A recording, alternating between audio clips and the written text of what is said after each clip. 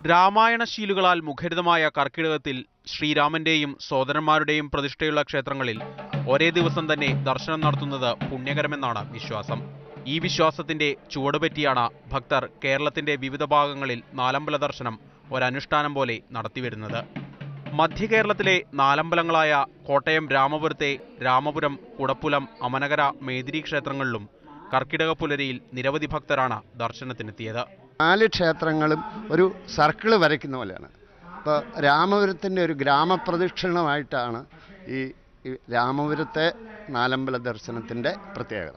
വനവാസക്കാലത്ത് ശ്രീരാമനും ലക്ഷ്മണനും ഈ പ്രദേശത്തെത്തിയെന്നും ഇവരെ കാണുന്നതിനായി ഭരതനും ശത്രുഘ്നനും വരിക വഴി 4 പേരുടെയും സാന്നിധ്യം ഇവിടെ ഉണ്ടായി എന്നുമാണ് ഐതിഹ്യം. രാമപുരത്ത് നിർമാല്യം തൊഴുത് ഉച്ചപൂജയ്ക്ക് മുന്നേ മറ്റു 3 ക്ഷേത്രങ്ങളിലും ദർശനം നടത്തി തിരികെ രാമപുരത്തെത്തുന്നതാണ് നാലമ്പല ദർശനത്തിന്റെ രീതി. 4 ക്ഷേത്രങ്ങളും ഏതാണ്ട് 5 കിലോമീറ്റർ ചുറ്റളവിൽ തന്നെ സ്ഥിതി ചെയ്യുന്നു എന്നതും ഇവിടുത്തെ പ്രത്യേകതയാണ്. നാലമ്പല ദർശനത്തിനെത്തുന്ന ഭക്തർക്കായി വിപുലമായ സൗകര്യമാണ് ഇക്കുറിയും ക്ഷേത്രങ്ങളിൽ ഒരുക്കിയിട്ടുള്ളത്. ഭക്തർക്കായി KSRTCയുടെ പ്രത്യേകം സർവീസുകളും ഏർപ്പെടുത്തിയിട്ടുണ്ട്. മാതൃഭൂമി ന്യൂസ്, കോട്ടയം.